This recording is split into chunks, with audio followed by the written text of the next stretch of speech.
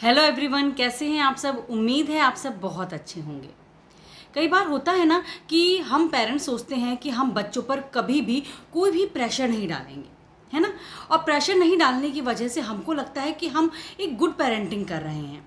लेकिन क्या होता है ना कि बच्चों पर प्रेशर ना डालना भी एक तरह का प्रेशर होता है। जी हाँ, जब बच्चों को कोई तरीके का गाइडेंस नहीं मिलता है, कोई तरीके की सलाह नहीं मिलती है, तो बच्चे कंफ्यूज हो जाते हैं कि आखिर हम करें क्या। बच्चे डिमोटिवेट भी हो जाते हैं। उनको लगता है कि अब उनके पेरेंट्स को उनसे कोई एक्सपेक्टेशंस ही नहीं है, तभी तो वो हमको गाइड ही नहीं कर रहे हैं। तो कई बार हम कुछ अच्छा करना चाहते हैं लेकिन वो बच्चों के ऊपर गलत इम्पैक्ट डालता है ना। आप भी कई बार देखते होंगे कि आप बच्चों को कहते होंगे कि अच्छा तुमसे ये नहीं हो रहा, कोई बात नहीं, मत करो, तुम बस सिर्फ ये काम कर लो बस, है ना। तुम्हें नॉर्मल तुमसे नीट या जेई की प्रिपरेशन नहीं हो रही है, कोई बात नहीं, तुम अपने सिर्फ 12th में फोकस कर लो। ऐसा आप पेरेंट्स भी अपने बच्चों से कहते होंगे और आपको लगता है कि हम तो बच्चों पर प्रेशर नहीं दे रहे, तो हम एक अच्छी पेरेंटिंग कर रहे हैं। लेकिन क्या होता है ना कि इस पर भी बच्चे के अंदर नर्वसनेस आ जाती है, इससे भी बच्चे प्रेशराइज्ड हो जाते हैं कि हमारे पेरेंट्स हम पर ध्यान क्यों नहीं दे रहे हैं। अगर हम नहीं कर पा रहे हैं तो हमको मोटिवेट क्यों नहीं कर रहे हैं कि नहीं तुमसे ज़रूर होगा, तुम करो। तो ये सभी बातें बहुत ज़्यादा ज़रूरी हैं पेरेंटिंग में, क्योंकि बच्चों को कब प्रेशर देना है और कब नहीं देना है ये हम पेरेंट्स को सीखना होगा, समझना होगा, है ना।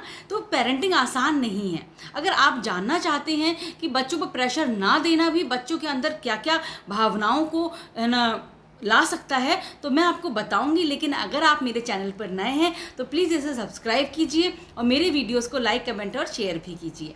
अब है कि बच्चों को गाइडेंस और डिसिप्लिन की ज़रूरत होती है। जी हाँ, बच्चों को एक ना डिसिप्लिन की आवश्यकता होती है कि हम उनको बताएं, उनके पेरेंट्स उनको बताएं कि अब तुमको क्या करना है और क्या नहीं करना है ना। गाइडेंस के अभाव में क्या होता है कि बच्चे कुछ भी कर लेते हैं और उनको समझ में नहीं आता कि हमको आखिर बड़े होकर या आगे जाकर करना क्या है, क्योंकि हमने उनके लिए कुछ बाउंड्री सेट ही नहीं करी, हमने उनके ऊपर छोड़ दिया। तो कई बार उनके ऊपर छोड़ना भी गलत होता है। इसलिए अगर आप बच्चे की रुचि समझिए, उस रुचि में आप आगे बढ़िए, लेकिन जब तक उनको समझ में ना आए, वो कन्फ्यूज़न वाली स्थिति में है, तब तक आप उनको मझधार में अकेला मत छोड़िए, उनका सपोर्ट सिस्टम बनिए। उनके ऊपर प्रेशर ना डालिए बहुत ज़्यादा, लेकिन इस बात का प्रेशर डालिए कि आपको उन पर विश्वास है कि वो कुछ अच्छा ही करेंगे, है ना।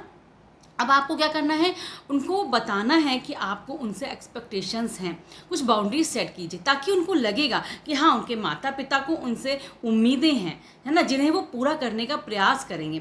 बिल्कुल फ्रीडम करने से उनकी जो क्या है ना कि ओवरवेलमिंग वो हो सकती है उनकी, और जिससे वो अपने गोल्स के लिए रिस्पॉन्सिबिलिटीज़ ही सेट नहीं करेंगे अगर आपने उनको बिल्कुल खुला छोड़ दिया, है ना। इसलिए आप उनको बताइए कि हमें आप पर विश्वास है कि आप हमारी उम्मीद पर खरा उतरेंगे, है ना। वो आपको उनसे जो भी एक्सपेक्टेशंस है आप उन्हें जताइए, बार बार उन पर बहुत ज़्यादा प्रेशर मत डालिए, लेकिन उनको फ्री भी मत छोड़िए, है ना। अब क्या होता है कि जो हम पूरा खुला छोड़ देते हैं उनको, किसी तरीके का कोई चैलेंज नहीं देते हैं, तो उससे भी वो डीमोटिवेट हो जाते हैं, है ना। क्योंकि अगर हम बच्चों को बिल्कुल भी चैलेंज नहीं देंगे, है ना, अगर हम कहेंगे ठीक है तुमसे हो रहा है तो करो, नहीं हो रहा है तो छोड़ दो, तो बच्चों को समझ में ही नहीं आएगा कि वो फिर आगे करें क्या। कई बच्चे कंफ्यूज हो जाते हैं कि वो आगे करें क्या, है ना। इसके लिए आपको क्या करना होता है, ऐसे पेरेंट बीच बीच में उनको मोटिवेट करना पड़ता है और अलग अलग तरीके खोजने पड़ते हैं उनको मोटिवेट करने के लिए। कुछ छोटे छोटे चैलेंजेस देने पड़ते हैं कि अच्छा आज तुम ये टास्क कंप्लीट करो, है ना, तो तुम, है ना, देखते हैं कि तुम ये कर पाते हो कि नहीं कर पाते हो। ठीक है, आज तो मैं तुम्हारा पेपर लेती हूँ, तुम देखते हैं कितनी देर में ये सवाल कर पाते हो कि नहीं। बच्चे का पढ़ने में मन नहीं लगता है, ये बात अधिकतर पेरेंट्स जानते हैं। ठीक है, कई बच्चों का मन नहीं लगता है, लेकिन आप उनको छोड़ तो नहीं सकते ना कि ठीक है पढ़ने में मन नहीं लग रहा है तो मत पढ़ो, है ना। ये आप नहीं कर सकते, उनको आपको पढ़ाना तो पड़ेगा। और अगर आपने बिल्कुल छोड़ दिया बच्चे को कि ठीक है तुमको नहीं पढ़ना है तो मत पढ़ो, हम तुमको प्रेशर नहीं डालेंगे, तो ऐसे में क्या होगा, बच्चा नहीं पढ़ेगा और फिर उसका भविष्य क्या होगा, है ना। इसलिए आपको बच्चे को बिल्कुल नहीं छोड़ देना है जब तक उसको लाइन क्लियर नहीं हो जाए, कि उसका गोल क्लियर नहीं हो जाए कि उसको क्या करना है। तब तक उसको टाइम टाइम पर आपको मोटिवेट करना है, टाइम टाइम पर उसका सपोर्ट करना है, ठीक है ना।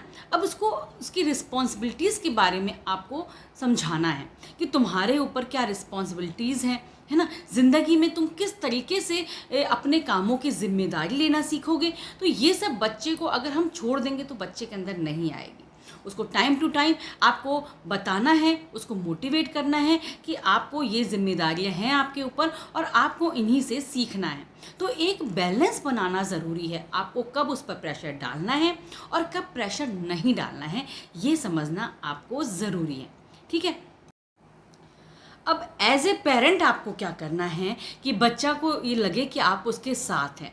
आपको करना है कि आपको अपनी एक्सपेक्टेशंस और बाउंड्रीज क्लियर बच्चे के सामने रखनी है, ताकि बच्चे को ये पता रहे कि आपको उससे क्या उम्मीदें हैं और वो उसको पूरा करने का प्रयास करें।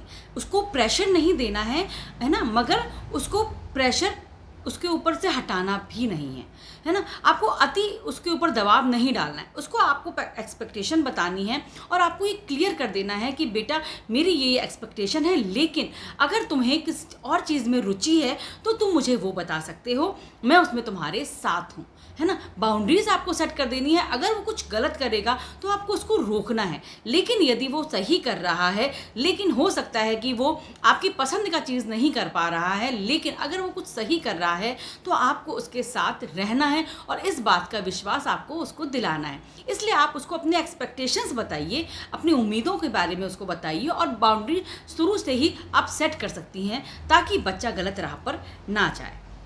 ठीक है। अब दूसरा आपको क्या करना है कि एक हेल्दी वातावरण आपको बनाना है। जी हाँ, हमको एक एज ए पेरेंट एक हेल्दी वातावरण अपने घर में बनाना होगा, जिससे बच्चा खुलकर हमसे हर तरीके की बात को डिस्कस कर सके। कई बार बच्चे को लगता है कि हमारे माता पिता को तो हमसे कोई उम्मीद ही नहीं है, तो वो उस डर की वजह से भी आपसे कुछ भी शेयर करने में हिचकिचाता है। तो आपको वो माहौल नहीं करना है। आप ये सोचें कि अरे बच्चा परेशान आ रहा है, ठीक है बेटा तुम मत करो, इसको छोड़ दो। अगर बच्चा परेशान हो रहा है तो आपको उसको मोटिवेट करना है कि नहीं बेटा, अगर तुमसे इस तरीके से नहीं हो रहा है तो इस तरीके से करो, मैं तुम्हारी मदद करूँगा या मैं तुम्हारी मदद करूँगी। चलो हम लोग एक टाइम टेबल बनाते हैं, एक डिस्कशन करते हैं कि कैसे इस चीज़ को अपन को कवर अप करना है ना। ये छोटी छोटी बातें अगर आप अपने बच्चे से कहेंगे तो बच्चा भी समझेगा कि हाँ, मेरे माता पिता मेरे साथ हैं, मुझे फुल सपोर्ट कर रहे हैं, है ना। तो ये छोटी छोटी सी बातें होती हैं जो हमको पेरेंटिंग में अपनानी होती हैं। ठीक है। अब क्या है कि आपको छोटे छोटे से गोल बनाने हैं। कैसे बनाने हैं? आपको स्टेप बाय स्टेप उन चीज़ों को करना है। जैसे कि आप समझ लीजिए कि बच्चे का कोई एग्ज़ाम आने वाला है, ठीक है। अब आपको क्या करना है, बच्चे से कहिए कि पहले लर्न करे, पहले रीड करे, उसके बाद उसको राइट करके देखिए। ये छोटे छोटे गोल बनाने। फिर आपको क्या करना है कि ये 3 घंटे का तुम्हारा पेपर होगा, मैं तुमको पेपर बना कर दूंगी, उस 3 घंटे में तुमको कंप्लीट करना है। ये मैं क्या आपको एक एग्जांपल दे रही हूँ। किसी भी चीज़ में कोई भी गोल आप छोटे छोटे हिस्सों में बांट सकते हैं, तो जिससे क्या है कि बच्चा मोटिवेट होगा और बच्चा वो काम करने की कोशिश करेगा। ठीक है। अब क्या है, आपको ओपन कम्युनिकेशन रखना है। ठीक है। आप अपनी बातें दिल की बच्चे से कहिए। बच्चा जो आपसे बातें करता है दिल की, आप उसको सुनिए। सुनना बहुत ज़रूरी है। सिर्फ पेरेंटिंग में आपको कहना ही कहना नहीं होता है, सुनना बहुत ज़्यादा ज़रूरी होता है। ठीक है।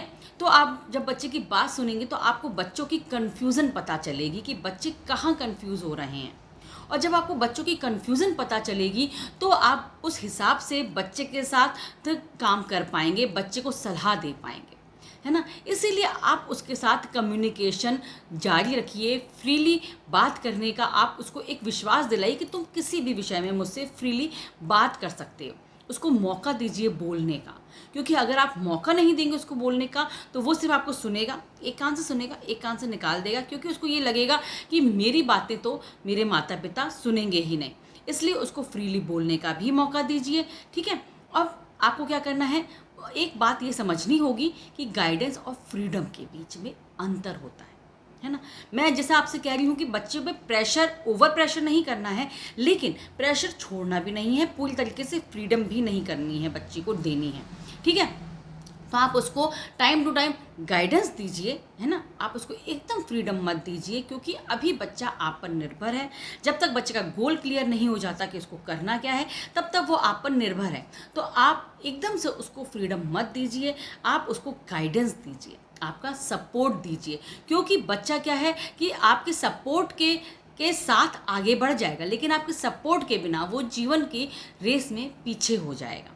ठीक है। और एक बहुत ज़रूरी बात है कि कंपैरिजन करने से बचिए। जी हाँ, कई बार क्या होता है कि हम माता पिता कंपैरिजन करने लग जाते हैं बच्चों का कि वो कितना अच्छा काम कर रहा है और तुम ये काम नहीं कर पा रहे हो। तो ऐसे में हमें कंपैरिजन करने से बचना है, क्योंकि कंपैरिजन में बच्चा डीमोटिवेट होता ही है। इसलिए बच्चे पर ओवर प्रेशर मत डालिए, लेकिन बच्चे को एकदम फ्री भी मत छोड़िए।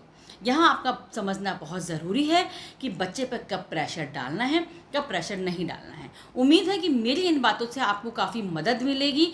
तो अब आप बच्चे को बिल्कुल फ्री मत छोड़िए, लेकिन ओवर प्रेशर भी मत डालिए। अगर कोई भी कन्फ्यूज़न वाली बात हो तो आप मुझे कमेंट में बता सकते हैं, मैं उसका आंसर आपको ज़रूर दूंगी। और किसी भी टॉपिक पे अगर आपको मुझसे चर्चा करनी है तो वो भी आप मुझे बता सकते हैं खुलकर, ठीक है। नेक्स्ट वीडियो में मैं फिर से आपसे मिलने आऊँगी, तब तक के लिए टेक केयर, बाय बाय।